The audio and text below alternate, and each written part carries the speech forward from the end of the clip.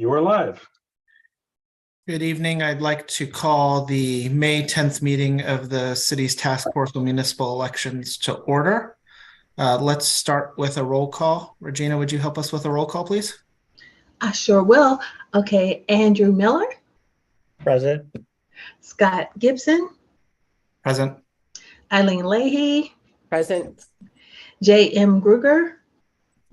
Present. Okay, sorry if I pronounced your name wrong. It's fine. Faye, I don't Right. see you on my Faye Gaskin, Present. and Eileen. I said Eileen Leahy. Yeah, I'm present. Okay, and I think that's all of the committee members. If I forgot anybody, I'm sorry.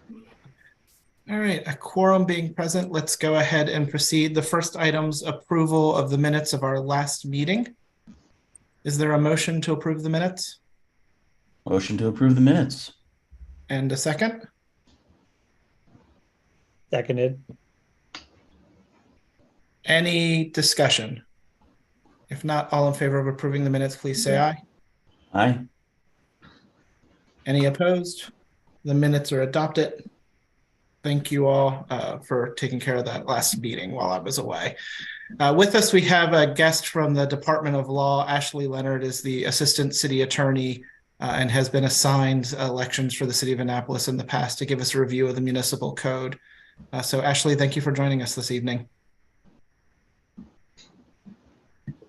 Oh, there we go. Of course, happy to help. Did you have an overview that you wanted to provide, or do you want us to just dive in with questions? I would go with dive in with questions, because that's, unless you want me to give sort of an overview of my role and everything.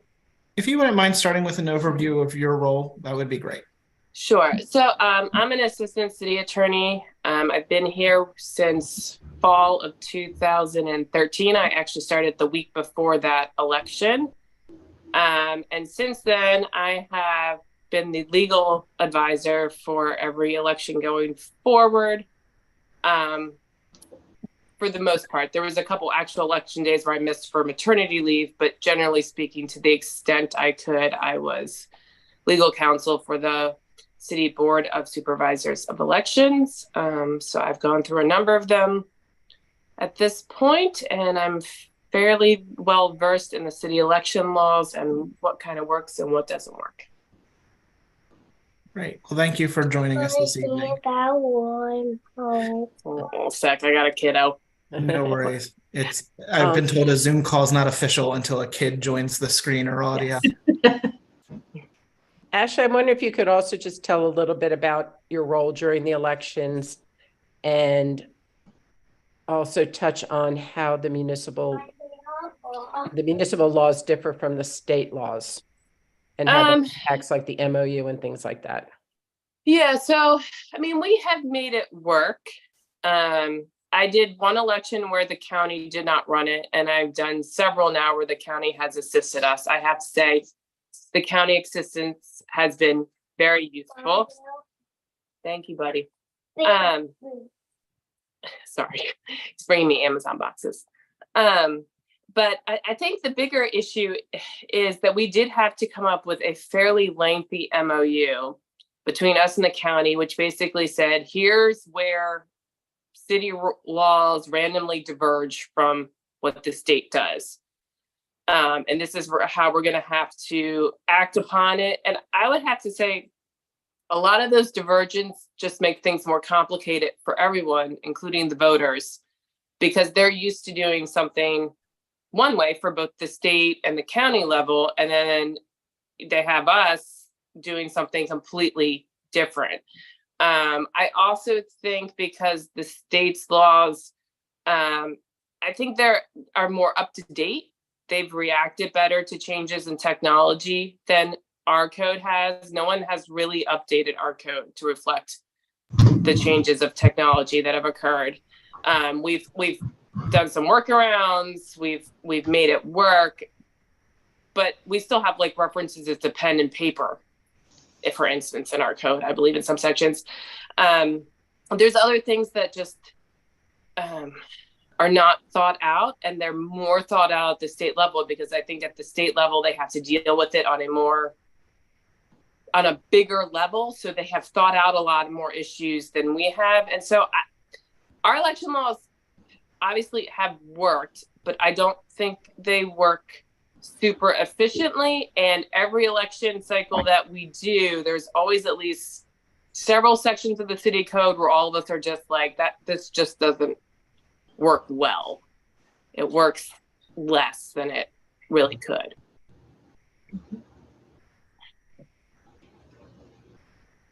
Andrew. Thanks for coming. We talked to the County Board of Elections last meeting, and they recommended that we just effectively adopt the city code and, adopt the state code and scrap the city code. So first question would be, like, what do you think of that idea? From your opening remarks, it sounds like you would concur with that recommendation. And then the second question is, if we do adopt the state code, where does that leave the city board of supervisors of elections? Because presumably the state code just refers to the county board of elections. So how would we, if we were to adopt it, how would we integrate the city board of elections in it? Yeah, I mean, after going through I forgot how many elections, I think in a lot of ways, adopting the state laws either in whole or in substantial part would be a good move for us. As to how to implement it, I think it would be similar to how we work it out, for example, with the health department with the county.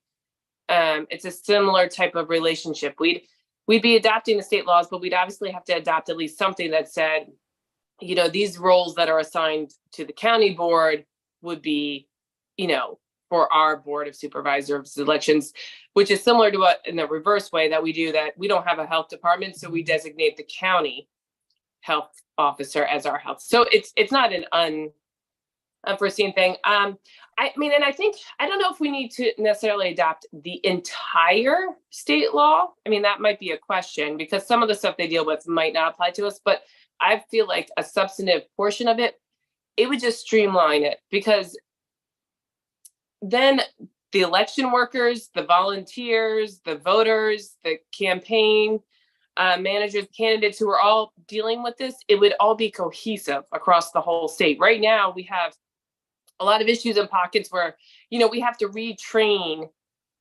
like before we get into election, we have to retrain the volunteers into our way of doing things versus how they would do it. They might, and a lot of them also volunteer for like the state elections or the county elections, and they know that way of doing it, but we got to retrain them and tweak it for our way of doing it.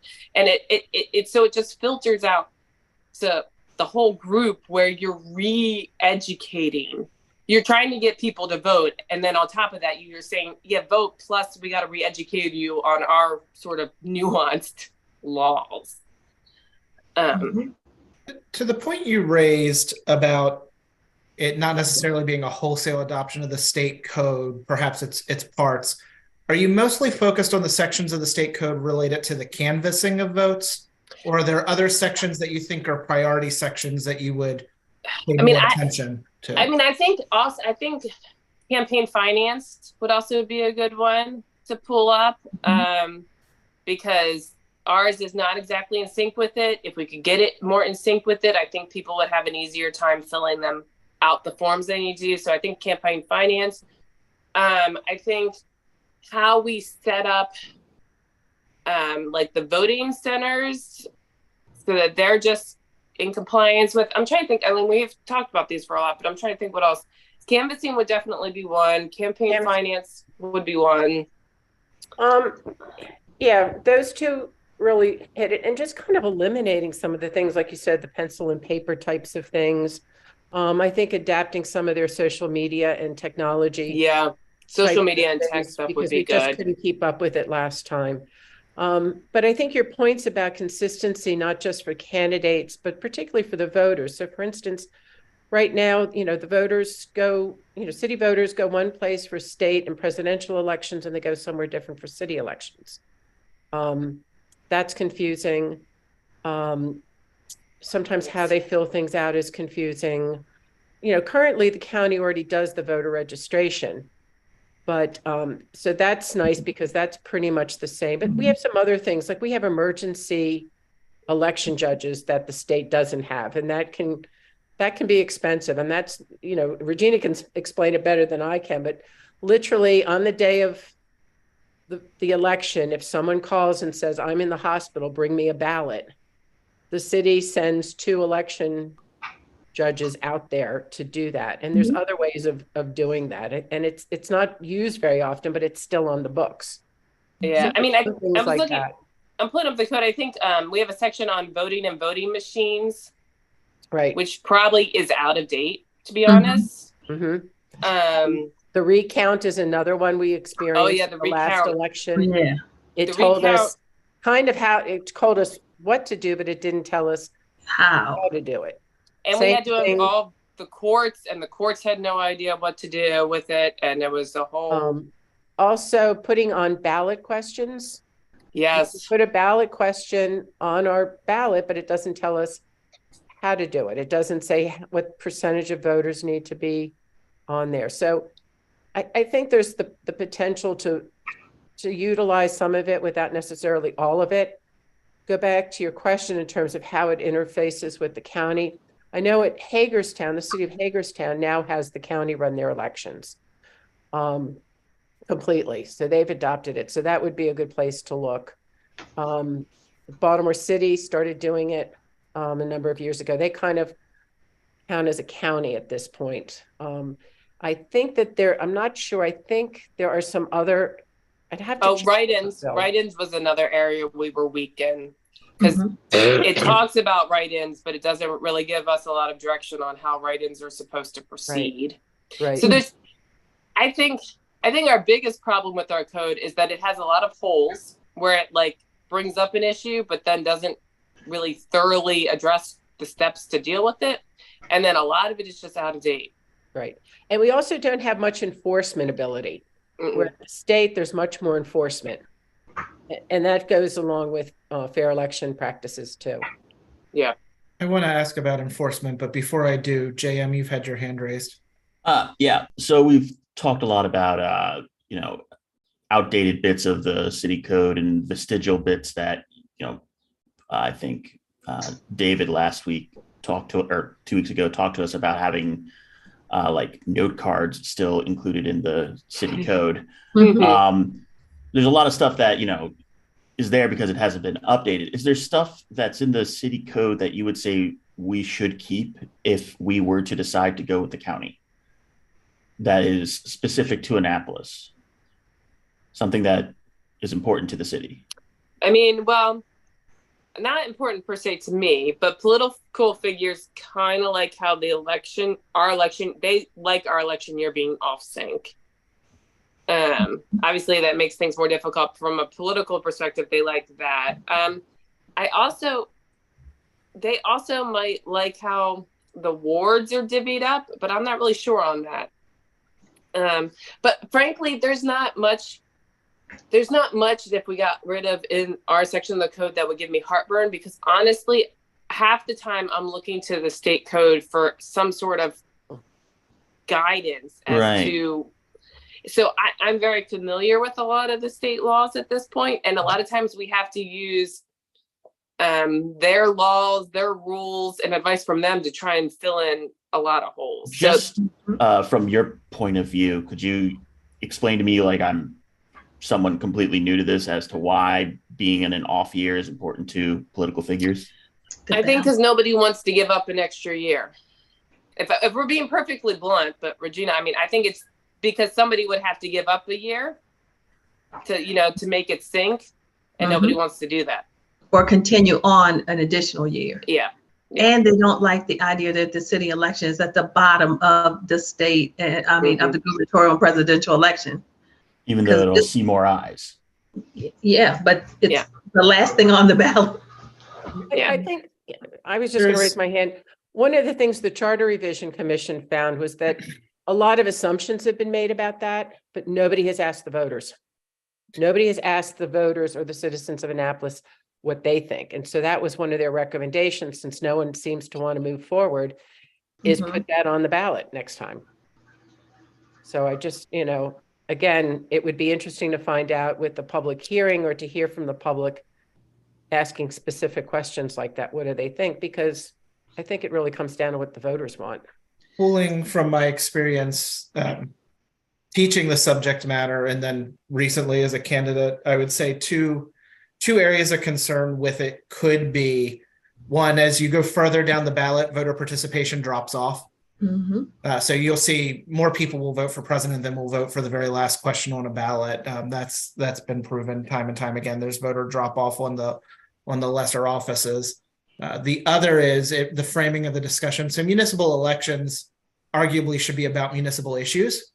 And there's a tendency to want to nationalize discussions in an election. And it's probably, I would think, worse in a year where those discussions are being had because the election's focused on those bigger offices. There's a lot of feeling by some folks that bigger elections, gubernatorial elections, presidential elections suck up a lot of energy in the room. And so issues which are very important in the context of a municipality may not feel as important when put to those issues. So just a perspective I'd add. The other thing I can think of besides that is maybe, and I don't know, it's at least an issue for discussion, is the central committees and their role. Because we have set up central committees and they do have sort of duties, quasi powers related to the election. And I'm not sure if people would want to get rid of that aspect either. I don't know. I mean, I haven't. I kind of like the central committee aspect because it saves the city money if someone leaves the office, after it's less than 15 months left on their term. It saves money. But if it's more then we have to have a election in the ward or citywide if it's mayor. So if somebody leaves their seat, I kind of just personally think that if the central committees could just fill whenever there's a vacancy, that would be a cost savings. Right, but that would be controversial because there's a lot of people think there should be a That's why I said, in my opinion, from going through 12 elections and after you've gone through 6. Yeah, I mean, I'm not going to make an opinion one or whether. It's just another aspect of the code that I think might need to have a discussion before you trash it completely. Yeah. Eileen, when you had your hand up before, was it for that discussion that you joined? Yes. Yeah. Okay. Thank you.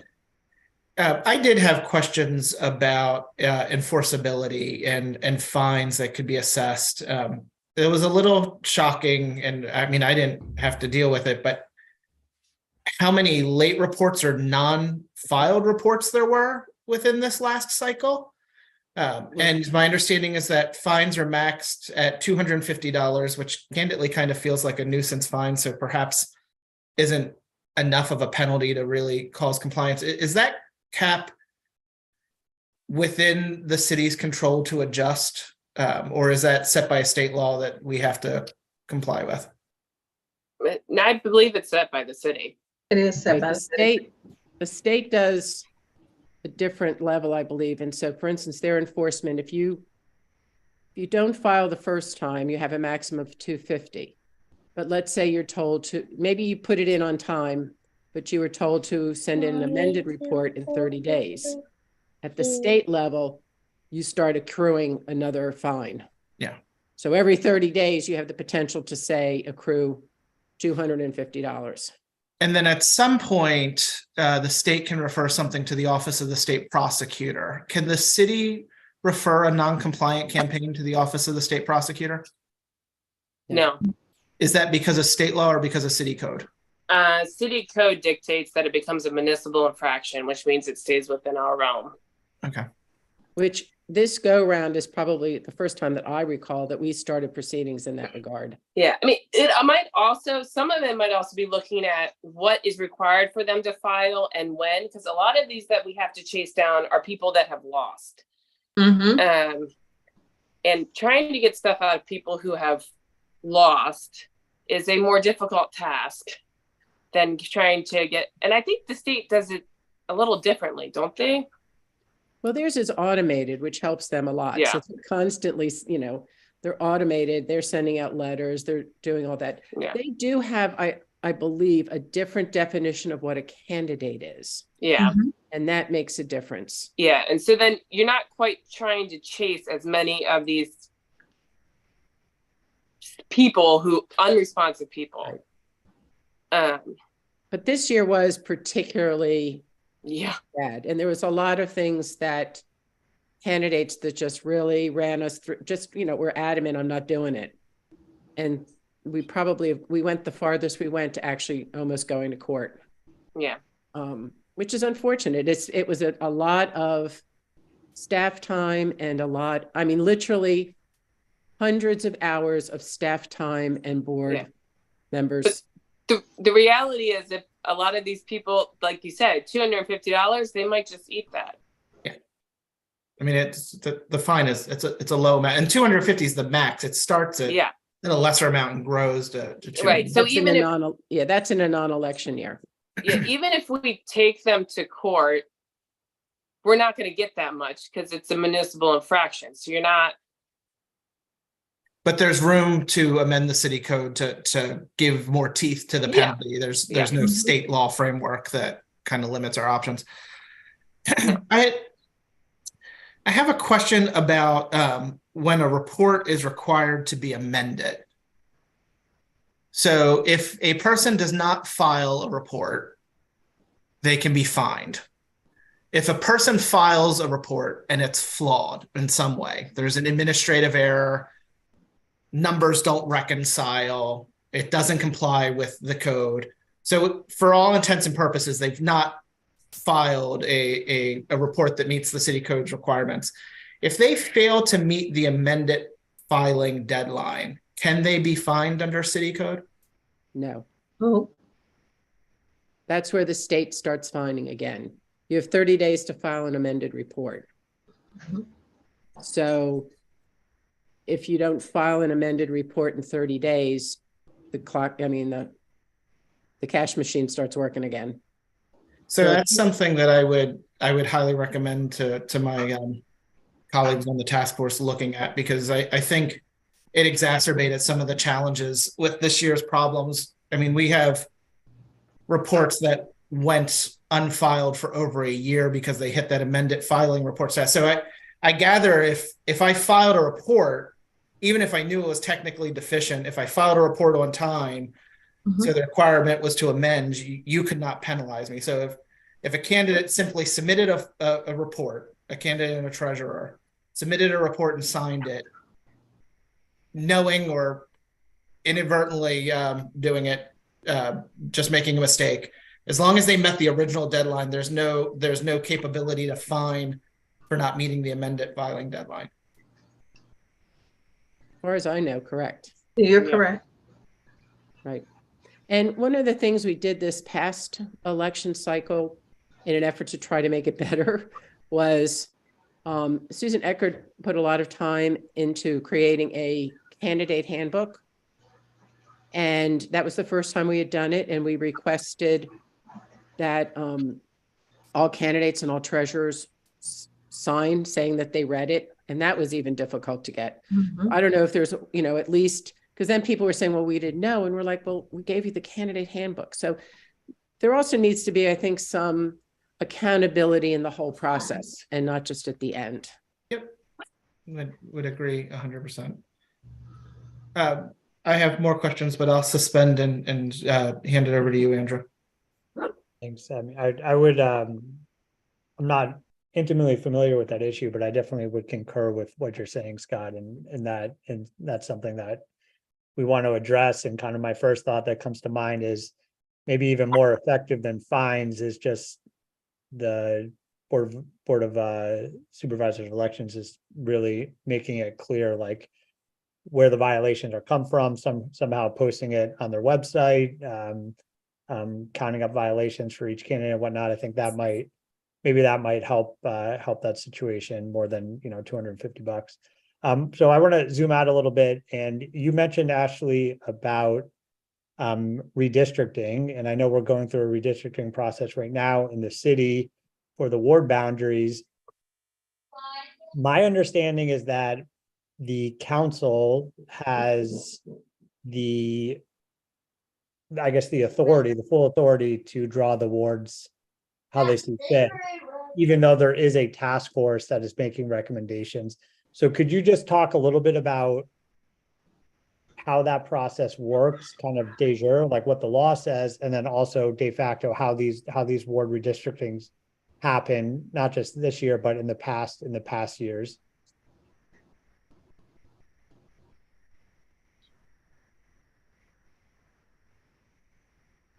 Apologies. So this is the first time I think they've done redistrict since I've been here. It is a little, I mean, it seems to be going okay. I think Mormon, I'm not super involved in the redistricting process. I'm not sure it's the best scenario for how to do it. I'd be curious to see how the state does it better. And the other issue I have, which is sort of a side one, is that we also divide it into precincts, which, right, Regina? It's not really. Right. The county we just have wards. There are 2 precincts. Okay. In the ward. Yeah. So I think part of the confusion is you have sort of the county overlay with what we're doing. And when you try to explain that to voters, they get very confused about where they're located and what they're supposed to be doing. Because at the county level, they have 1 precinct, and then at the city level, they have a ward and a precinct. Yeah. So it's like Ward 601 or Ward 6, I think it's 02. No, it's ward. If you're in Ward 6, you have 6-1, right, and 6-11. okay. Yeah, so each ward has 2 precincts, but we only have 1 precinct in most of the wards for the last election. Yeah, but it's so we'll see how the redistricting goes. I'm not sure if it's the best process or not, but this is the first time I've done it. But I think the bigger issue is that we have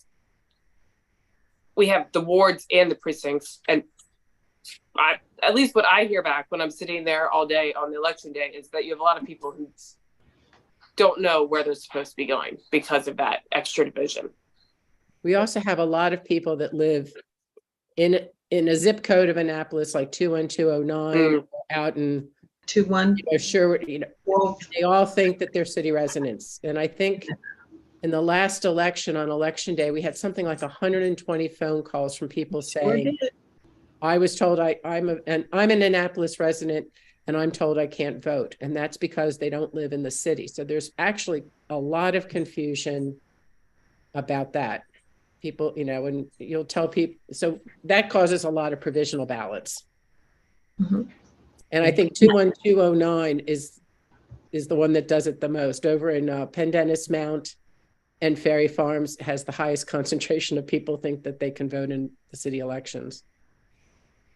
So, but I think also to your question, Regina, maybe you have the answer to it, because it has come up in terms of how things might change at the county level for precincts.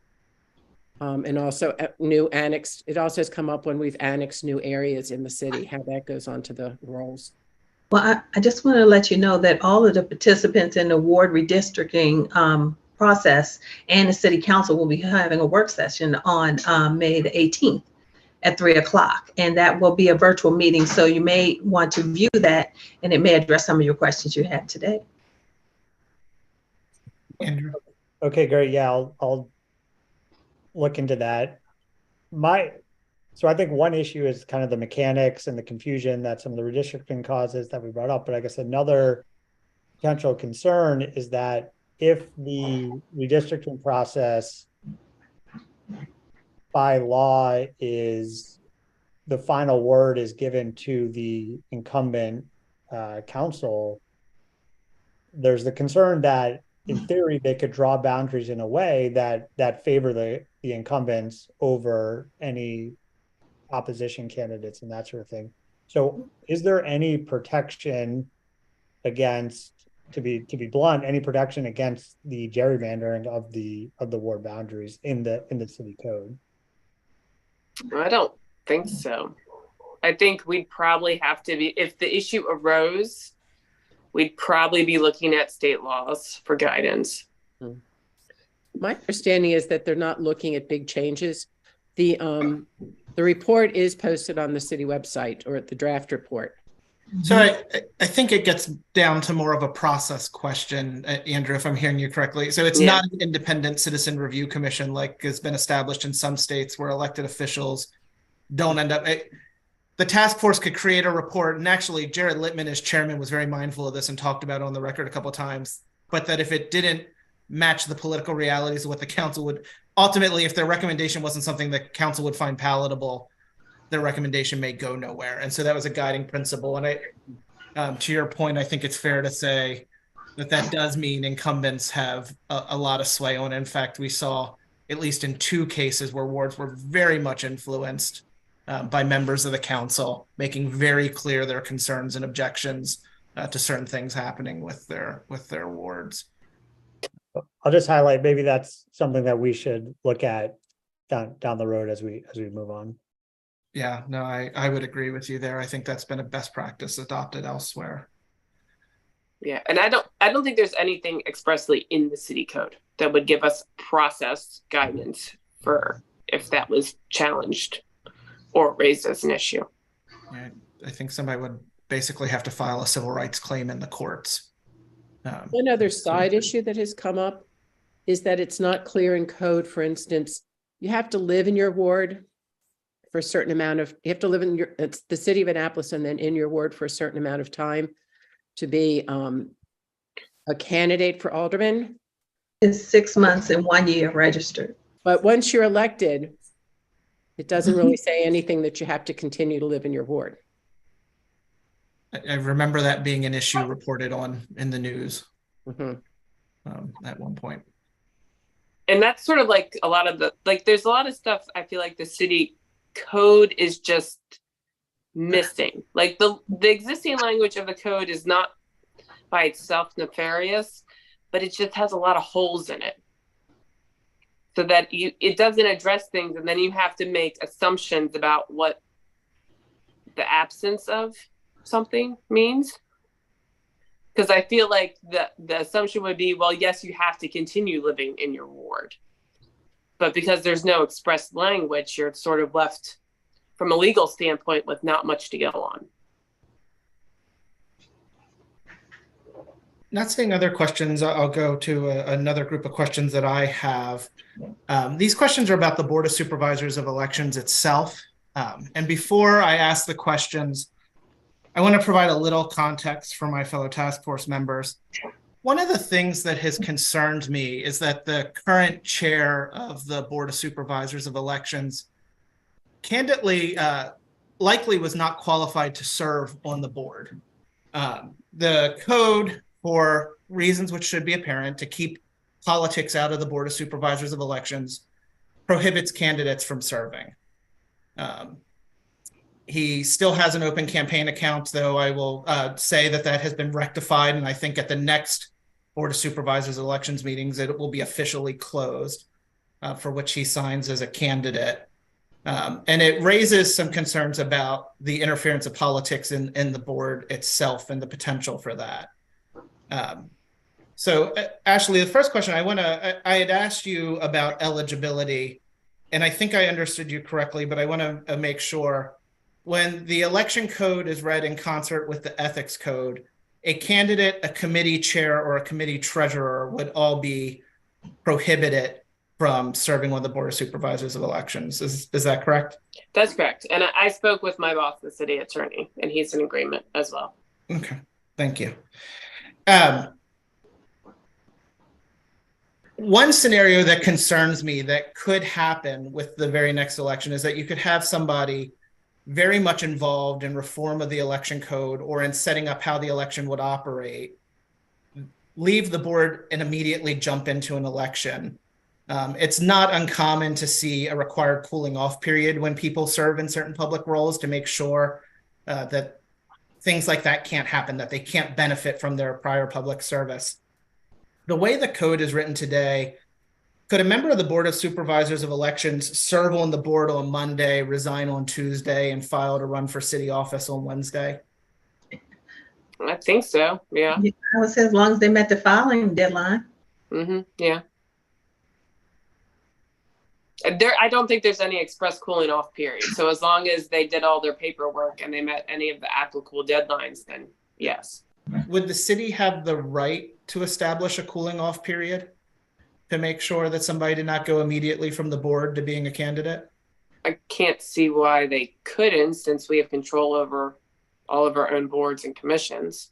Because I mean, like, there's only a few boards, like the liquor board, for instance, is heavily state regulated, but I don't, our board is not heavily state regulated. It's not state regulated really at all. Not knowing at the time that the concern would be addressed because the active campaign account went on for such a long period of time, it caused me to wonder about what, if any, procedures there are to remove a member of the Board of Supervisors of Elections once they are appointed and confirmed. I think it's the same as any of the other boards and elections, right? That's just, I can't remember because we haven't done it. Let me see. It's somewhat vague, as is as is removal for alderman or mayor. If you're looking at it, I'm trying to think. I don't think there's anything expressly in the election law about it. I don't recall anything. I do. Yeah, I think you'd have to go to like the general board and commission section, which I'm trying to look up. Let's see. And then let's see, boards and commissions. It's, let's see. Does it have a removal? It's not expressly clear. I'd have to look at it, and I'm not sure.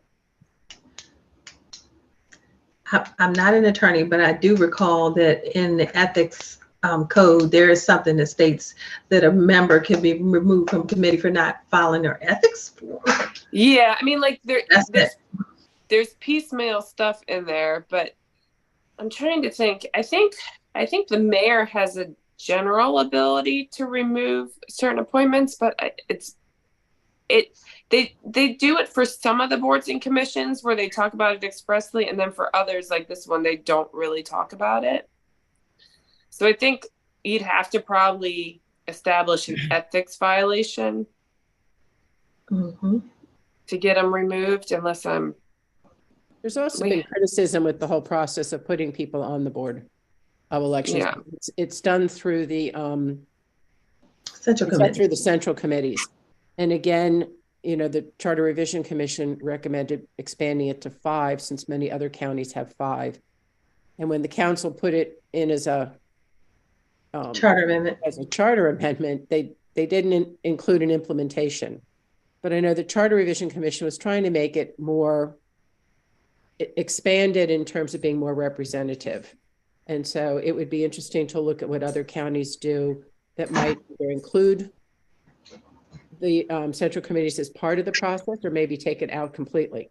Certainly, if you want to expand the Board of Elections and include, say, unaffiliated voters, what's that process going to be? Could you just make it a process for anybody can apply for the Board of Elections? And what are your criteria going to be on the Board of Elections? For myself, other than being a voter, when I came on, I had no experience in elections, but I was nominated by the Central Committee. If I hadn't been in touch with the Central Committee, my name would have never come up. And knowing It has the charter, not the election code, but the charter, which is where you talk about the appointments, has a language about dealing with vacancies, but it doesn't really talk about removal. Thank you. One last question on this train of thought before I hand it over to Andrew.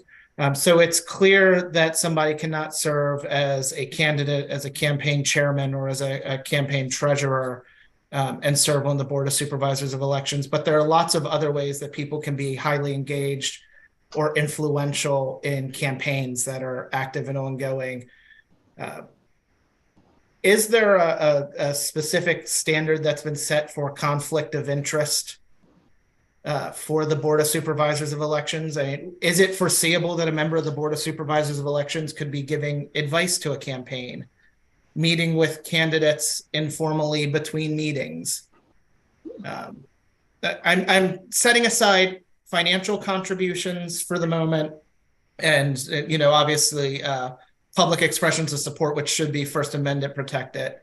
But when it comes to advice and strategy roles, it seems like there are ways a member of the board could be engaged with campaigns. Yeah, I don't think, go ahead, Regina.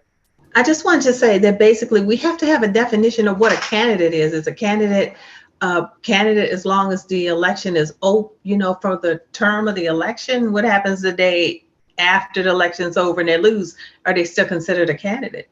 Well, I think that's a good point. That's the way our code's written, they at least sign as a candidate on the campaign finance forms, right? So yeah, there's some vagueness to it, which is what I was alluding to before about chasing down people who have lost, because our definition does, for some things, continue to count them as a candidate even beyond when the election ends. Now, not necessarily for all things. Again, it's one of those wobbly, unclear areas. But then as to your original question, Scott, I think I don't think there's anything in the election laws or the charter section that deals with what you're talking about, sort of a conflict of interest. All you would have to go on is sort of the general ethics rules for all boards and commission members, which would cover things like money, but would not really probably address as much the stuff you're talking about, because they're just general ethics rules for like everybody. They're not tailored for an election board. Thank you. Andrew? So Eileen brought up the charter commission recommendation to expand the board to 5 individuals, but I guess it didn't say how those 5 individuals would be appointed. So it's pretty clear what you can do in the case of parties where you just have the central committee appoint as we have now. But also there's a significant number of voters in Annapolis who are registered as unaffiliated. So the question I have, this is more to the group than to Ashley in particular, but the question I have is, okay, those individuals likely deserve, or they do deserve, representation on this board, but how do we put forward names? How do we put forward candidates to be put on that board? And when I say we, I'm talking about generally the city of Annapolis, if there's no central committee because they're not unaffiliated with the party.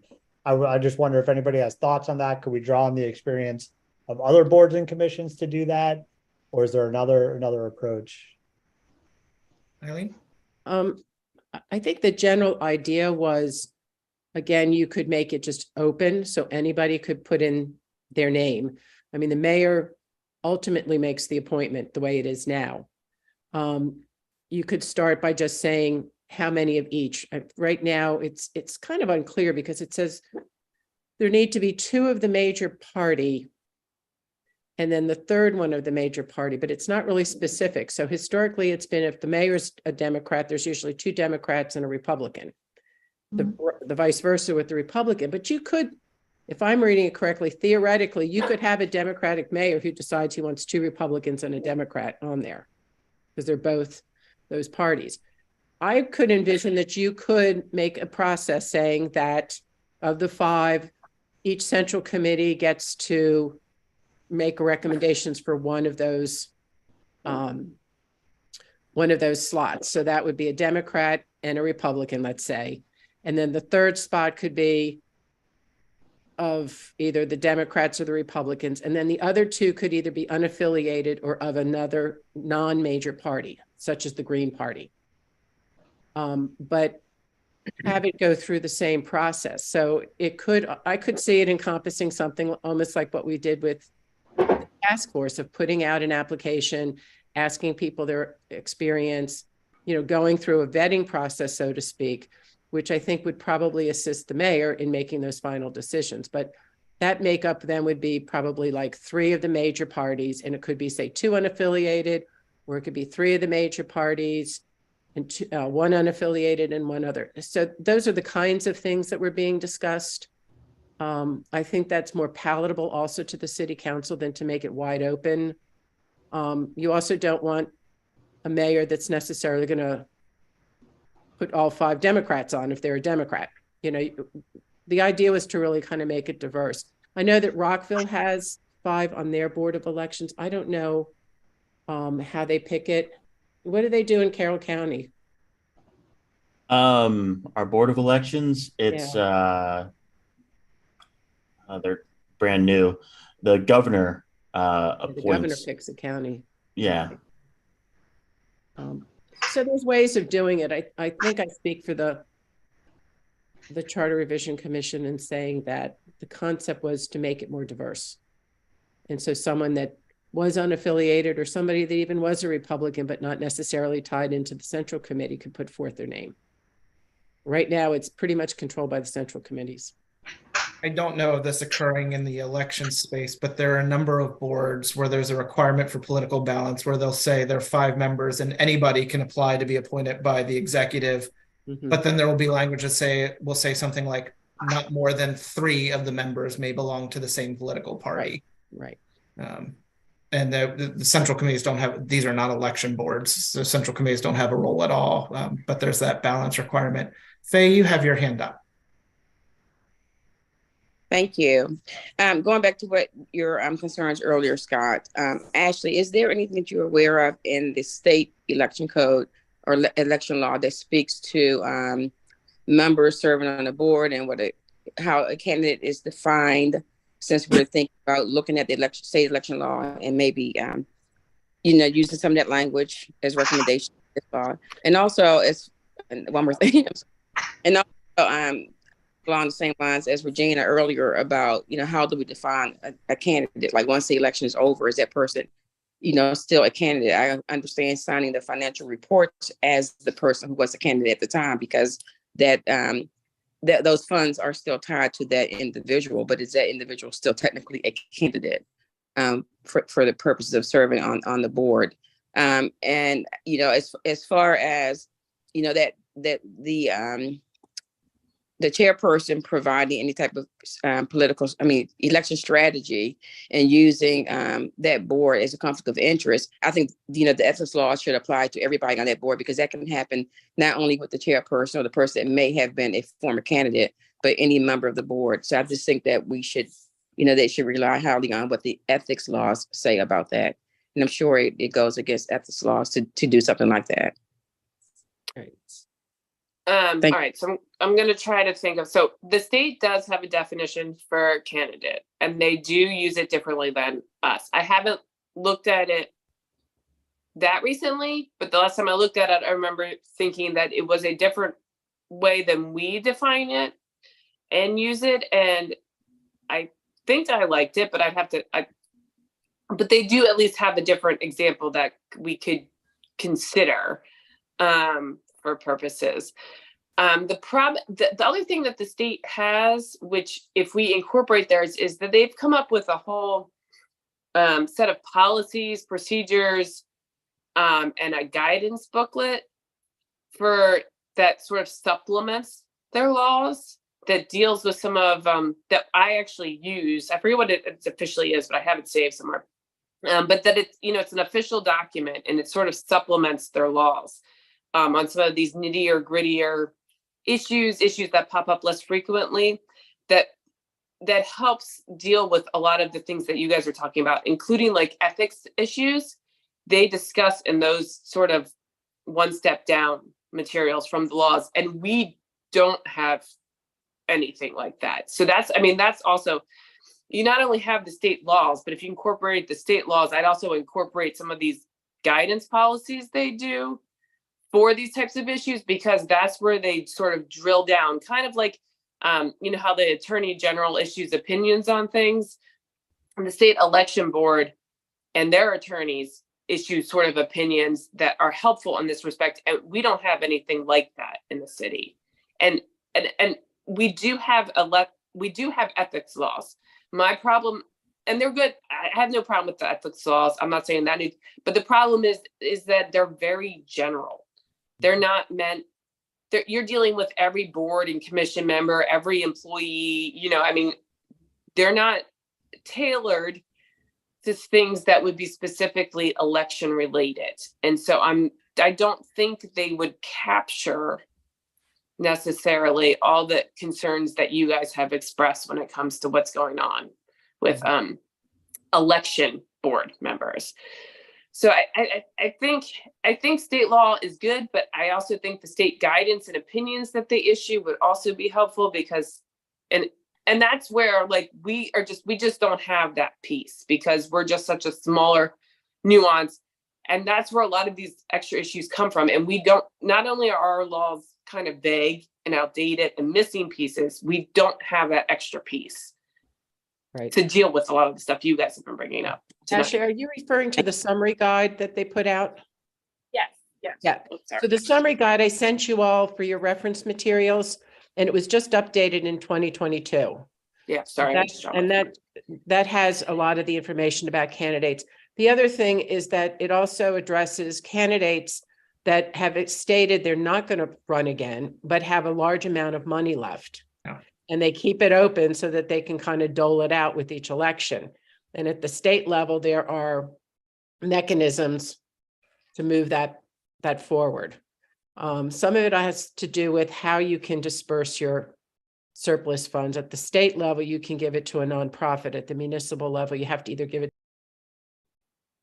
Oh, I lost her. Eileen, you went on mute. I'm sorry. I'm saying at the municipal level, you have to either give it to the city or to the central committees.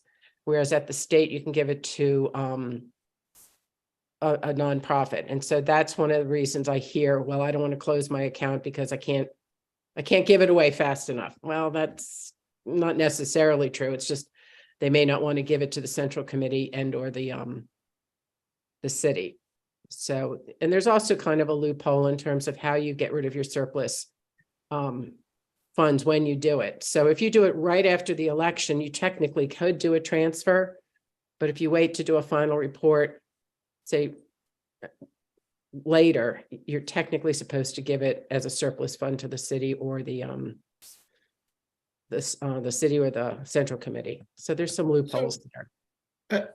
I'd like to explore that. That raises a question about when is it a surplus fund if you wait? Because we had cases in the last election where folks who ran in the election prior, so not 2021, I guess 2017,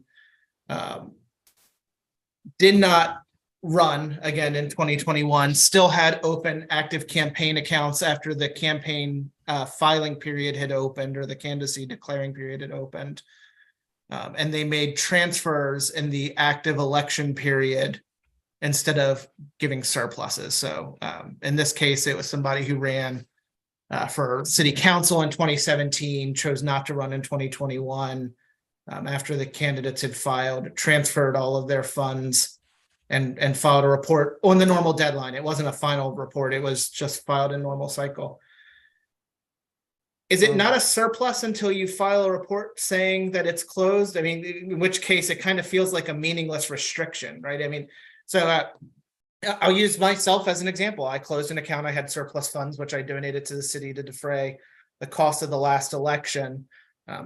Candidly, the limit on choices is the dilemma that caused me to take my time closing the account. I wanted to decide which of the two I moved forward with, and that took some thought. But are you saying in theory, well, I guess more than in theory, in practice, was it an active campaign account and I could have transferred it as I saw fit up until the moment I said the account was closed? I mean, is this a requirement we're setting that has no real meaning or impact because we allow that?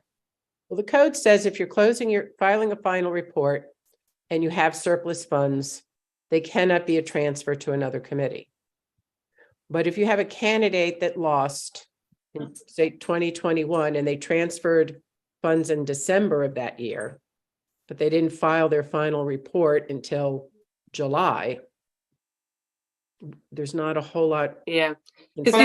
I think what I'm saying is that, so the final report is due July, or a report is due July 1. Is that correct? Right around there? Well, the final report can be any time after the election.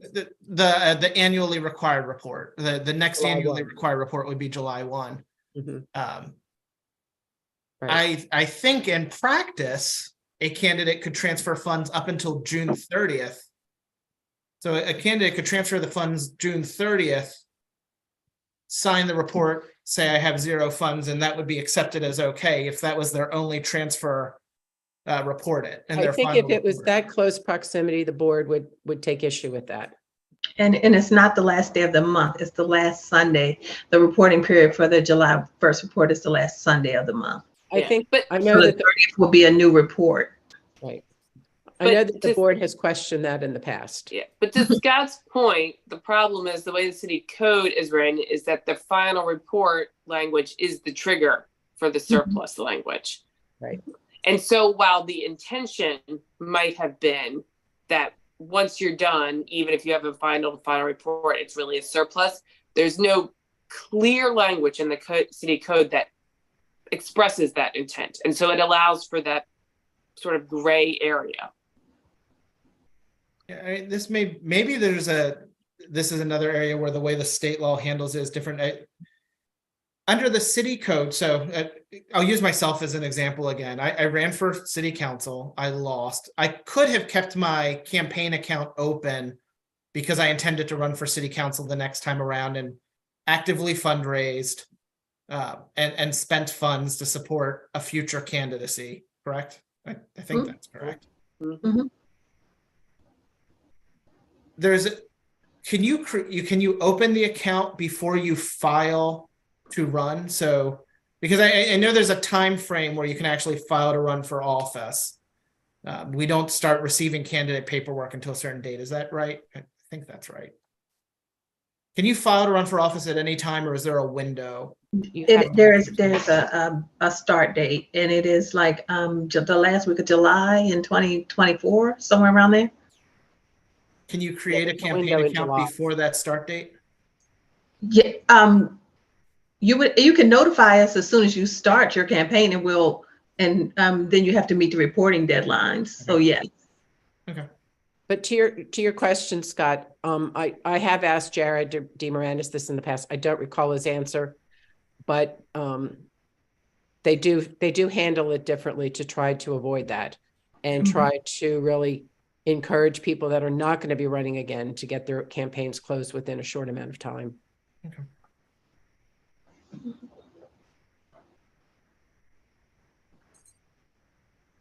That's another thing that made me think about as you were talking about calendar dates. That's another thing the county board does not like about running our election is that we have a lot of weird deadlines and dates Mhm. in our laws that are a lot of times don't sync up really well and are kind of arbitrary and Yeah. all Like over the place. We actually time- have to create a very complicated calendar exhibit every election cycle so that the county knows what the heck they need to check for. Because technically during the last election, the county felt as though we didn't have enough time after our primary election before our general election to receive emergency ballots. There Yeah. wasn't enough time to get them processed in time, but we had to use those dates per the code. Yeah. There's a lot of, I would say our dates are outdated because they don't envision things like absentee or emergency in the current voting environment. And so, yeah, our calendar dates, it's like a 5, 6, 7-page document. It's Right. And for Yeah. instance, our primaries in September and the primaries at the state level are much earlier. Yeah. And so as it exists now, if the primary is not changed and moved up, we're not going to be able to do the ballots like the state does using an absentee ballot system. That's why we had to do a mail-in ballot the last time where a ballot went to everybody because we didn't have enough turnaround time given our dates. That makes sense. I think the state primaries used to be late. I think that's probably an area where we just didn't follow a state change. we've missed a bunch of those. Yeah. I do know there is some support on the council for moving it. Are there any other questions for Ashley this evening? Well, I think we covered a lot of ground. Ashley, thank you very much for joining. And if you need me back, I'm happy to come back and do a follow-up. So just let me know. All right, thank you. Thank you, Ashley. Thank you. Our next regularly scheduled meeting is tentatively set for May 24th. Perhaps I misread things, but Regina, it sounds like there may or may not be an agenda for that meeting. We're awaiting guidance. Oh, we're working on it. Okay. Had, from your directives from your last meeting, we reached out to Mitchell. She said she is going to do some notifications, via the YouTube and then all of the cities, stuff to notify people that you guys were having a public hearing. And we had the webmaster, Anna Young, look at your page, and I sent you guys all a link to your comments page. Yep. Yeah, so they are working on it, and the intent is to have your public hearing at your next meeting. Got it. I misread the email. So it's that we're lining it up to be the public hearing for the next meeting. Yes. Yes. Mitchell is on vacation and she will be back on Monday. So we're going to meet on Monday and reach out to Ian and, work out some of the things. And, you'll be receiving some informational emails next week. Perfect. Andrew? Thanks. So I took a look at the comment page, and I think by and large it looks good, but I guess I'm a little bit worried that, so a typical commission, typical board will receive probably a couple comments, unless there's like a hot button issue from particularly politically active citizens. And I think what we're trying to do here is really get a lot of input from as many citizens as possible from all demographic backgrounds. And to do that, the commenting has to be really easy to do, right? And in that form as it stands now, there's a requirement to put the date of a meeting, but that's not necessarily, individuals who fill that form wouldn't necessarily have to go to a meeting. It asks for an email address. Some individuals who want to make a comment might not have an email, ask for a phone number and that sort of thing. So is there a way that we can simplify the input form so that sorry. I'm sorry for cutting you off. That form is city standard. It goes across all of the boards and commissions in the city council. So we have one form. Can we adapt it for our purposes? And I said, I think what we're trying to do is a little bit different than what the typical board or commission is trying to do, because we're really trying to get broader input. And the fact is, some people just might not have an email address, right? I mean, so I want to make sure that we can reach as many people as possible. I think if you invite Mark back to the meeting, he can explain why we need email addresses and phone numbers and things like that. We have to be able to, if someone puts a comment on a document that's on the city's website, we have to be able to get in touch with them. So we need a mechanism to do that. And I think Mark could probably help in this aspect. Mark? Well, when it comes to registering for public testimony for a virtual meeting, yes, we do require an email address, a phone number, and a name. And technically, I guess the thought behind that is if you're going to be participating in a virtual meeting, you should have a working email address, as opposed to a public meeting where you can show up and, be there in person. I'm not familiar with what the legal requirements are for verifying identity, but the name, address, phone number is all what is normally requested. And I don't know how these forms have been modified for other boards or commissions. And it will only accept addresses in the city of Annapolis, right? No. So, okay. An address. Yeah. But for instance, sometimes we'll get a public comment form that says it's from Anthony Fauci or, President Trump or President Biden or that sort of thing. And, we run that by legal and then decide whether or not that should be entered into the public record or not. But that's okay. So we're not just soliciting city residents; we're soliciting everyone. We're actually she's gonna use her social media outlets to inform citizens that you guys are gonna have a public hearing. Right. But anybody can submit it. Yeah. Okay.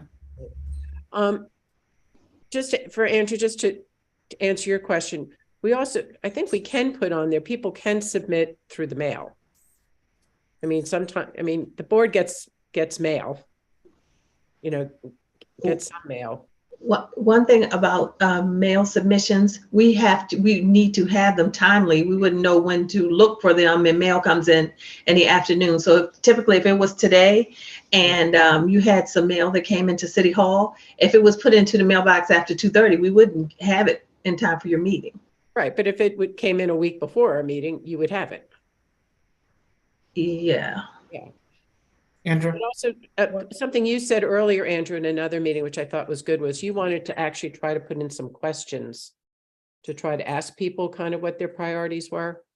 Yeah, I think we might be talking about two different things here, right? So there's one thing is that we're holding this meeting on May 24th, where we want to get input from the public and have folks come and testify and that sort of thing. So that's one thing. And then the other, I guess, avenue in which we're trying to gain input is to have like a broadly distributed, if not a survey, just like the input form. So is this what we were shared today? Is that the former or is that the latter? Is that the input form or is that the registration for the meeting? My understanding is that this is the input form, not the meeting registration. To tell you the truth, I forwarded you the link because we were busy today. I looked at it very briefly. I have to look at it again to answer that question. I don't know. I can confirm that that is not the form that you would use to register for a public hearing.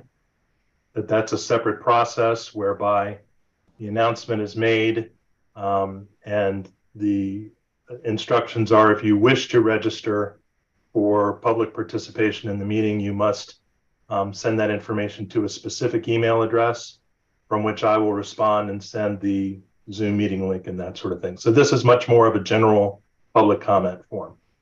Okay. Great. So that with this general public comment form, going off what Eileen was saying, is I think we should simplify it. So right now there's a requirement to input like meeting date, meeting time. And I think we should have as little information as possible that the individual has to input in there. And then we should prompt it with some sort of question like, how would you improve municipal elections in Annapolis? And then maybe a one line explaining municipal elections involves in voting for the mayor and alderperson, something to that effect. Because I worry as it is now, we're going to get input from politically active residents, but not a broad base, which my hope is that we can do that. I completely agree with Andrew. We have to find a way to reach as many people as possible, and not just those who are politically connected or really politically involved, because we're going to get feedback from them anyway. One thing I'm sorry, Faye. I was finished. I'm sorry. Thank you. One thing that I would recommend we consider, and I believe we would be within our authority to do this, is you actually have to go to meet people where they are sometimes to get this type of feedback. So the task force may want to consider dividing and conquering and going to community association meetings, and we can put together 3 or 4 slide deck just to say what the task force is and what it's aiming to do, and asking some questions for feedback in community association meetings. But one of the things we are blessed within the city is that, I mean, we have really strong community associations, whether they are civic associations like the Eastport Civic Association or the Western Annapolis Civic Association, or homeowners associations in some cases, or even residents councils in some of our communities. We've got some strong infrastructure there that if we could tap into their meetings over the next couple of months and just grab a little bit of time, I think that would broaden our feedback greatly. Eileen? I did send Ian an updated list of the organizations and civic groups in Annapolis. And with, again, the Charter Revision Commission got started a little late, and it was really hard over the summer to do that. So if you do it sooner. And what the Charter Revision Commission did was came up with 7 kind of broad questions that everybody asked at the same meeting. so that we were at least somewhat consistent, that we were asking the same thing across the city. And we usually had 2 members that went, and then they would write up their perceptions and their responses afterwards. We had also talked about doing a survey to send out, but we just didn't have enough time. So that could be something, I don't know if a survey could be worked out and then posted on the website so that people could complete it and send it in. And that could be separate from just public comments.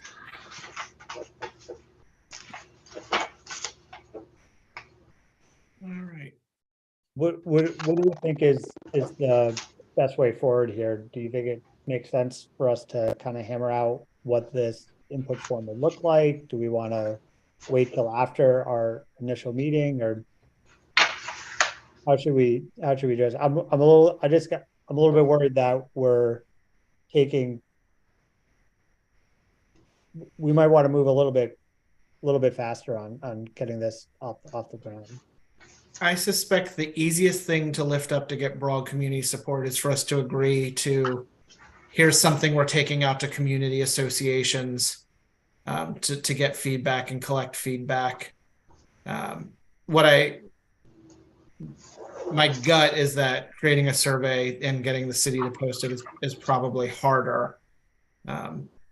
Since the chair is not here and I'm only helping with the organization of this meeting, what I would like to say is let's take this as an item to bring to his attention, and perhaps we can appoint, I believe we can appoint a subcommittee of the task force that's less than a majority. We could have like a 2-member subcommittee and not trigger open meetings laws.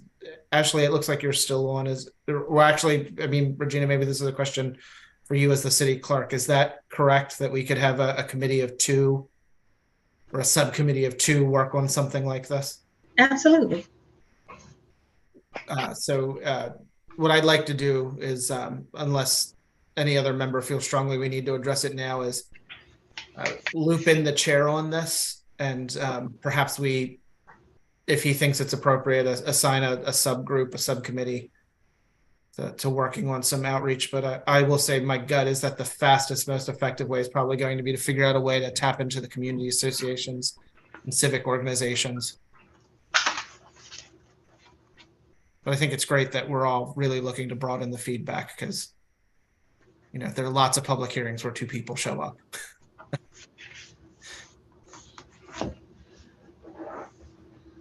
Anything else for the good of the order? All right, our next meeting is May 24th. I will be on work travel again, and I think I'm on a train during the meeting, so I cannot commit to attendance or taking the minutes. If we could have a volunteer to cover those for the next meeting on May 24th, that would be great. I'll just send out a reminder call in the email if anybody wants to email and volunteer. Seeing no other business, is there a motion to adjourn? I move to adjourn the meeting. Seconded. Is there any objection to adjourning? Hearing no objection, we stand